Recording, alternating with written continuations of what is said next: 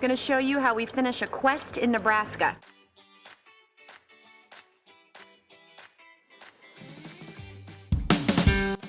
Number 10, supporting Raj when his friends wouldn't. Penny often gave Raj the space to be completely and unapologetically himself, something he didn't typically get from his other friends. So it's no surprise that the pair grew so close over the years. We're talking matching shirts close. Of course, she's almost always been a supportive friend to Raj, even when he didn't necessarily deserve it. There's a reception for my magazine article on Saturday. And you guys aren't going? I can't believe you. Raj is celebrating a tremendous accomplishment and you're not even going to be there to support him? When he earns a spot on People's 30 Under 30, the success goes to his head and he alienates his friends. Does that stop Penny from being there for him on his big night? Would you like to go with me? Of course I would. I would be honored. Really? Cool. Shame on you guys. No, because that's what friends do. She also isn't afraid to pop his overinflated ego. Sorry. Oh, sweetie. It's okay. Number 9, supporting Sheldon and Amy's relationship. When you think about it, Penny plays a pretty instrumental role in Sheldon and Amy's relationship. For starters, she drives them to their first date and gets the conversation flowing, albeit inadvertently at her own expense. Remarkable. Did you have sexual intercourse with all of these men? No.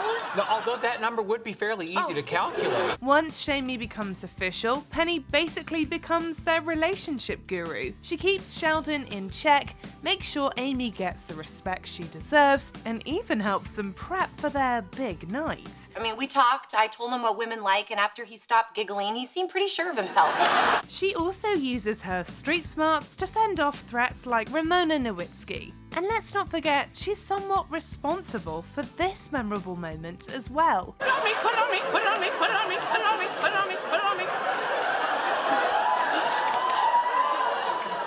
You look beautiful. Of course I do, I'm a princess and this is my tiara.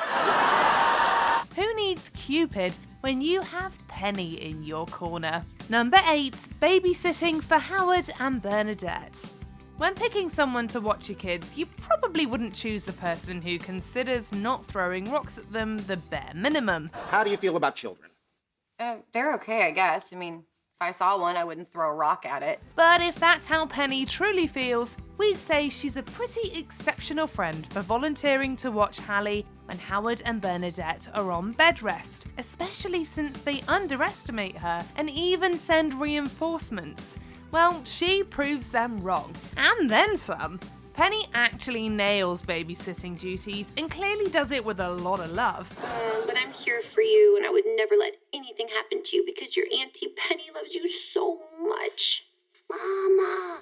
She's also that friend all mums probably wish they had, who will whisk them off for a much-needed break from mum life. Call if there's any problems. No, she's busy. You call Howard. I got it. Number 7, agreeing to stop hanging out with Leonard. What would you do if your partner told you they didn't want you hanging out with your ex anymore? But Penny and I are just friends. I don't care. This is a woman you have slept with.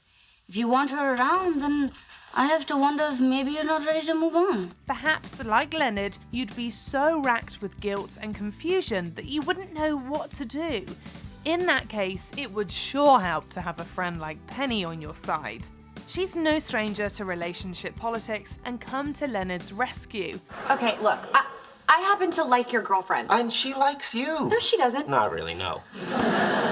It doesn't matter. Look, I promise from now on I will keep my distance from you. But just think what she'd be giving up. Her close bond with Leonard and the gang. And what about her lingering feelings for him? Shoving all that aside to support your pals, who's also your ex's, new relationship? Leonard, I get it. You're in a new relationship now and I'm happy for you. So why don't we just shake hands and part friends? Now that's a top-tier friendship move. Number 6, helping Sheldon make waves with string theory. Penny and Sheldon share a special bond. Despite his claim to intellectual superiority, Penny has also dished out some valuable lessons to him. So it's your rebound science. What's that? Well, not the science you spend the rest of your life with, but the one you use to make yourself feel pretty again. After all, who did Sheldon turn to for help loosening up after those not-so-great student reviews? She becomes his sounding board during a career slump and helps guide him back to his passion for string theory. Interesting. So that would mean that... Can't do this by myself, buddy. We all have that friend with an interest we couldn't care less about. But do we have Penny's patience or compassion to hear them go on about it? Who knows?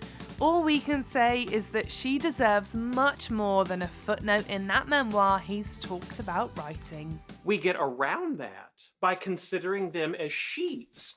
You know, topologically speaking, that has a lot of interesting possibilities. See? How long did that take me? Like a minute? Number 5, taking care of Sheldon. Sheldon turns into a nightmare when he's sick, so Leonard, Raj, and Howard vanish pronto. Unfortunately, no one passes the memo along to Penny, so she ends up lumped with caring for a grumpy Sheldon. Okay, ground rules. No sponge baths and definitely no enemas. Agreed. He's so demanding and irritable that anyone else might have walked away, but not Penny. Hey, at least we got the debut of Soft Kitty. Little ball of fur. Keep rubbing. Little ball of fur.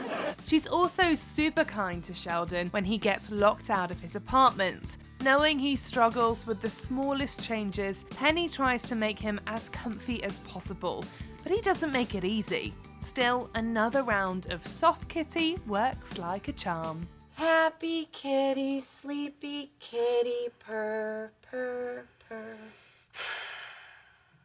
Penny, Yeah? thank you for letting me stay here. Number 4, being the best maid of honor. Everyone needs a maid of honor like Penny on their big day. You know, the kind of person who springs into action, orchestrates the gang, and ensures your bachelorette bash is one for the books, or at least makes you believe it was. Didn't stop you from teaching all those shirtless firemen. I saw shirtless firemen? Saw, smelled, slid down like a pole.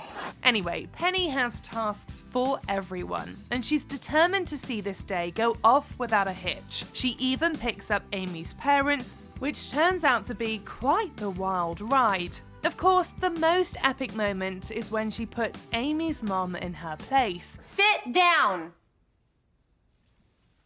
Excuse me?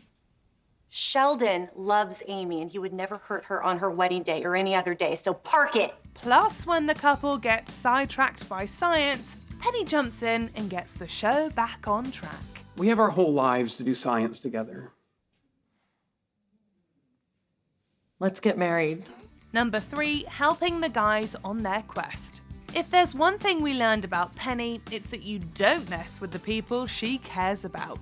In season 2, Penny shows just how far she'll go to defend her friends. However, she one-ups herself after the guys fail to reclaim Sheldon's possessions from an internet thief. I was just dropping off a cheesecake to Sheldon. He was robbed of a bunch of imaginary crap that's useful in a make-believe place. I don't know what that means. Yeah, well, sadly, I do. While Penny initially tries to be sympathetic, she doesn't really grasp the severity of Sheldon's distress. That makes it all the more meaningful when she turns the car around and becomes the real hero of this quest. We failed in our noble quest. How come? Todd Zarnecki was mean. All right, hang on. What are you doing? Gonna show you how we finish a quest in Nebraska. Okay, her methods aren't exactly commendable, but who wouldn't want a friend like Penny in such moments? Now give him his stuff back. Okay. Number 2, checking in on Raj. We've already talked about Penny and Raj's tight bond, but it goes way deeper than shopping sprees and matching teas. Let's not forget that the first time we see Raj talk to a woman, it's Penny. Are you talking to me? Is there another Penny here? Okay, there was alcohol involved, but still. Years later, when Raj goes through heartache, Penny's there for him again and present for one of the most pivotal moments of his life. I am unlovable. That's just the booze talking. No, it's not. I haven't had a drink since last night. As surprised as we were at the time, looking back, it makes sense. He didn't need to drink around Penny because she offered him a safe space to be himself, and he knew that around her, everything would be, to borrow from Raj, hunky-dunky. You're talking to me. I am. And I'm crying for a whole different reason. Before we unveil our top pick, here are a few honourable mentions. Teaching the guys to fish. They might be book smart, but she's practical, resourceful, and efficient. I should do this. Great. Here you go. What you're gonna do is you're gonna stick your thumb down his throat, grab the guts, and pull. Helping Sheldon pick a suit. Her keen eye is only matched by her patience. We would have left Sheldon in the store. Okay, but anything I put on now is only gonna suffer in comparison.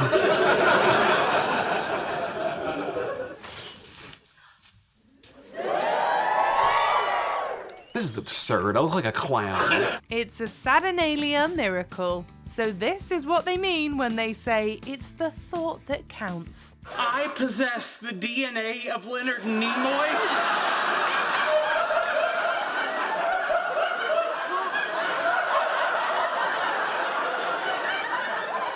Yeah, I guess, but look, he signed it. Number 1, comforting Sheldon in the bathroom. Penny and Sheldon's friendship is a fan favourite. It's been through its fair share of highs and lows. You know, I used to hate these hugs. Now they're just extremely irritating. But we think it's best encapsulated by this moment. When Sheldon gets overwhelmed at his party, he hides in the bathroom. Leonard and Amy argue about who should talk to him, but Penny's the clear choice. Hey, you wanna just bring a few people in here? You know, Will Wheaton in the bathtub, Batman on the toilet. It'll be like the weirdest Comic-Con ever. As she tells Sheldon maybe her past self would have never been friends with someone like him, but now he's a huge part of her life. You know, I hate that your sister and her friends used to torture you. What I hate even more is if I was there, I would have tortured you too. So she's happy just chilling in the bathroom with him if that's what he needs. It's the perfect snapshot of their special bond and their positive impact on one another. There was a time I never would have been friends with someone like you, and now you are one of my favorite people. So if what you need is to spend your birthday in a bathroom, I'm happy to do it with you. Did we miss the moment you think makes Penny #friendship goals? Let us know in the comments.